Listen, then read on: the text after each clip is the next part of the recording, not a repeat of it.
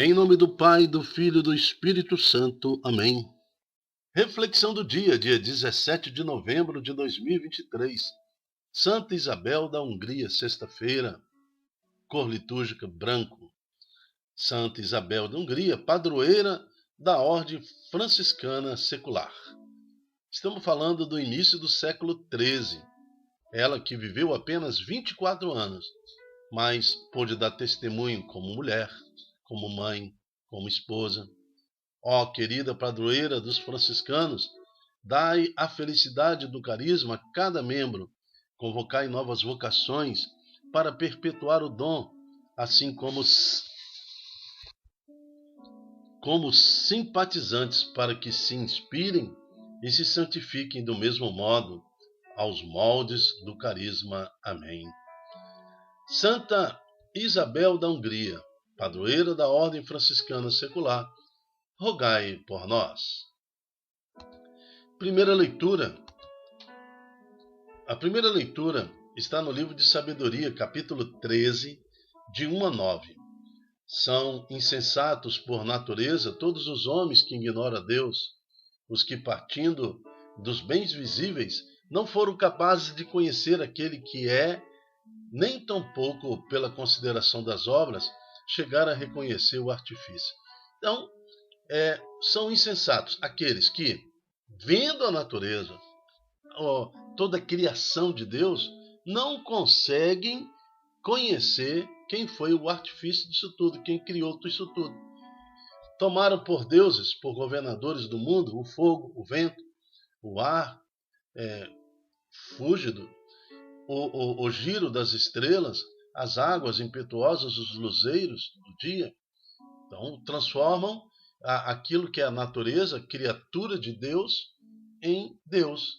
Uns cultuam o ar, o outro fogo, o outro ar, o outro giro das estrelas, águas impetuosas, os luzeiros do dia. Então, são filosofias pagãs, heréticas, que colocam a criação de Deus, né, como Deus. Então, a deusa terra, por exemplo, a mãe terra, algumas filosofias e correntes que tentam até praticar uma heresia mesmo, né? Tentando introduzir entre nós expressões meramente pagãs, que nós devemos ter um alerta muito grande. Uma coisa é entendermos a expressão de Deus.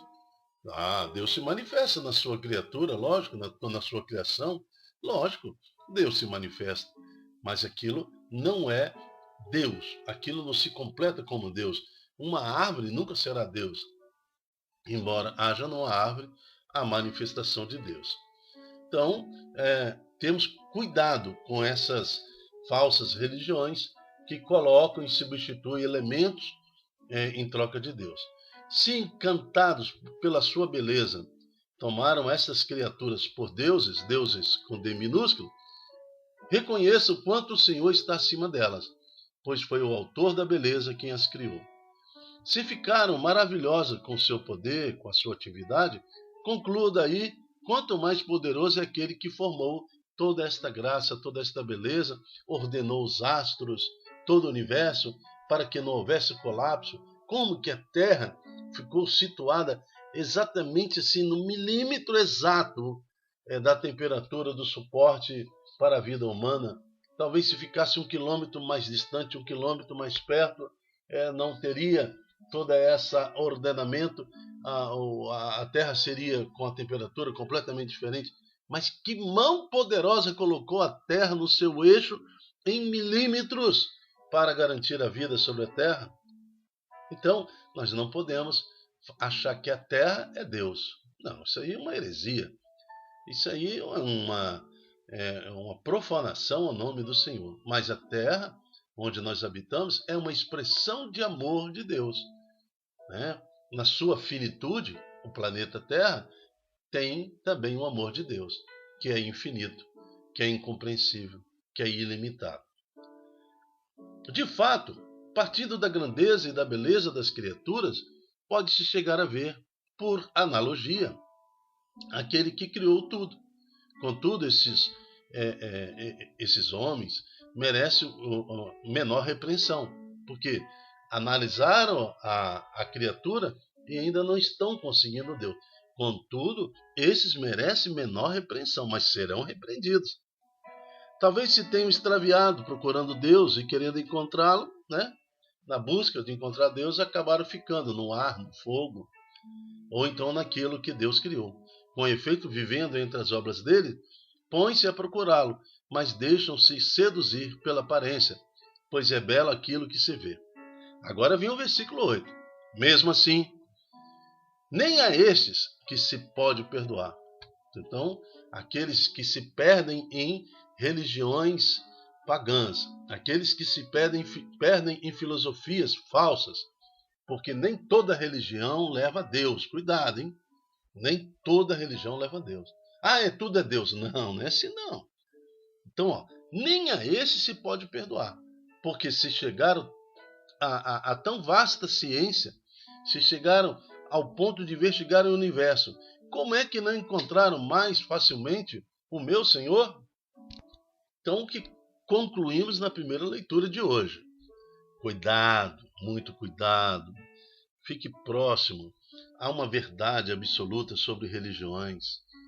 Nem todas as religiões levam a Deus. Cuidado com as ciladas. Cuidado com as ciladas do inimigo. Satanás, o demônio, sabe falar de Deus, sabe falar de tudo de religião, sabe fazer uma religião falsa parecer verdadeira. Ele domina os conhecimentos, ele sabe citar palavra por palavra. Cuidado, cuidado. Então, esse livro de sabedoria nos mostra que a verdadeira caminho que nos leva ao Senhor demanda muita atenção da nossa parte para que nós não fiquemos à mercê no meio do caminho. Olha que fala o versículo 7 e o versículo 8. Aqueles que se perdem não deixarão de ser cobrados, de receber da parte de Deus repreensão. E alguns e muitos não serão perdoados por essa blasfêmia, por essa heresia, porque se perderam, mas optaram conscientemente em ficar perdidos sem Deus. Que Deus então nos dê sabedoria, discernimento, nos dê a ciência, o Espírito Santo, para entendermos e buscar o conhecimento necessário, que, através da verdadeira religião do Senhor, da verdadeira igreja do Senhor, possamos então encontrar a salvação em Jesus Cristo. Amém. Salmo. Os céus proclamam a glória do Senhor. Os céus proclamam a glória do Senhor e o firmamento as obras de suas mãos. O dia ao dia transmite essa mensagem. À noite, publica essa notícia. Qual é a notícia? Os céus proclamam a glória do Senhor. Não são discursos, nem frases ou palavras, nem são vozes que se possam ser ouvidas. Seu som ressoa e se espalha em toda a terra. Chega aos confins do universo a sua voz.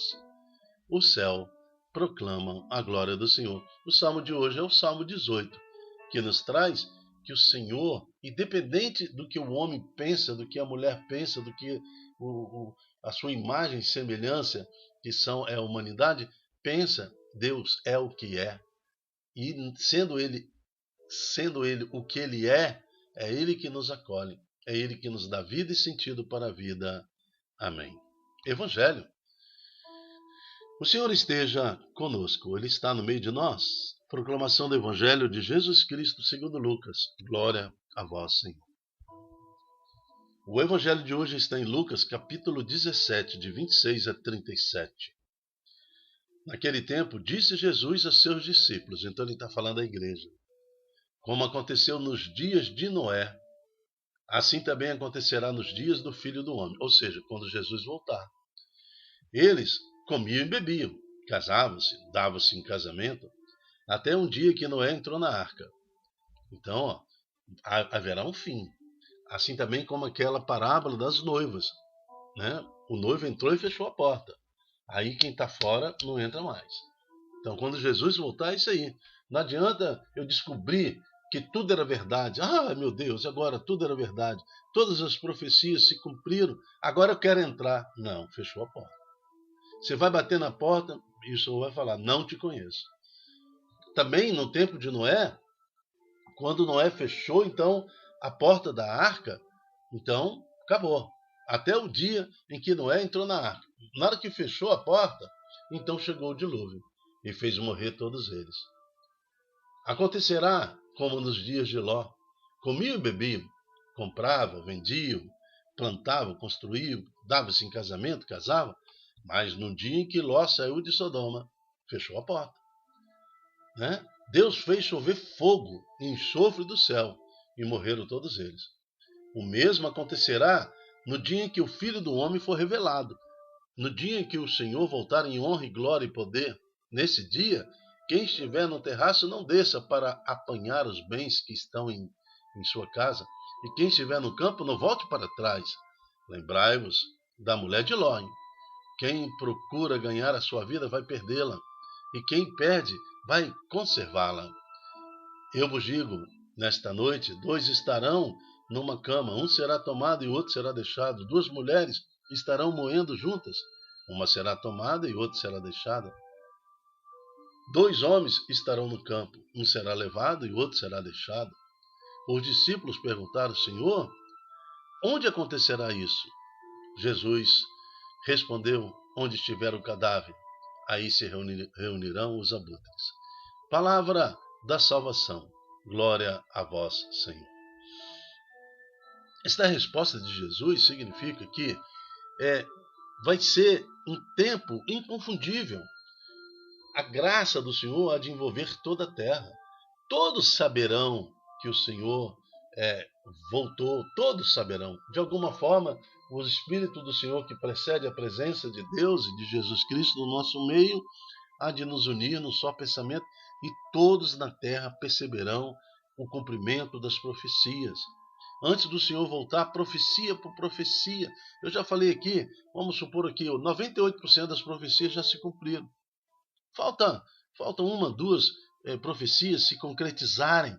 E como que as pessoas ainda ficam cegas?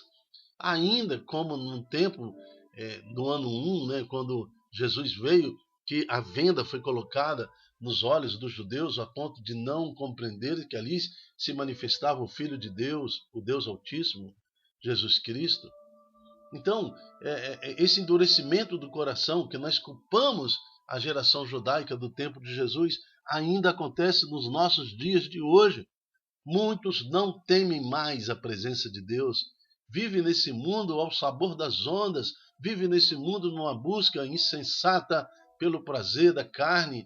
O prazer carnal vai me levar à realidade e à realização do meu espírito. Que é isso? Um homem buscando a realização pelo homem.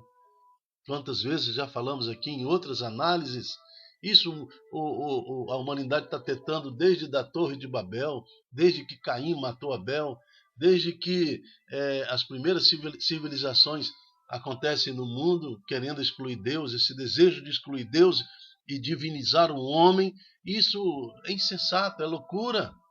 Quantas e quantas filosofias políticas estão construídas em cima disso, divinizar o homem, esquecendo-se de Deus. O homem não precisa de Deus, o homem não precisa de religião. Quantas correntes desse mundo querem destruir a Igreja Católica Apostólica Romana? Quantas instituições secretas foram criadas neste mundo com o único objetivo, destruir a Igreja Católica? Então é um sinal de que esta igreja ela tem algo a dizer sobre Jesus. Então, senão não teria esta força mundial para destruir essa igreja de Jesus Cristo. Então que o Senhor nos dê força no Espírito. Nós temos um exemplo a seguir hoje, né?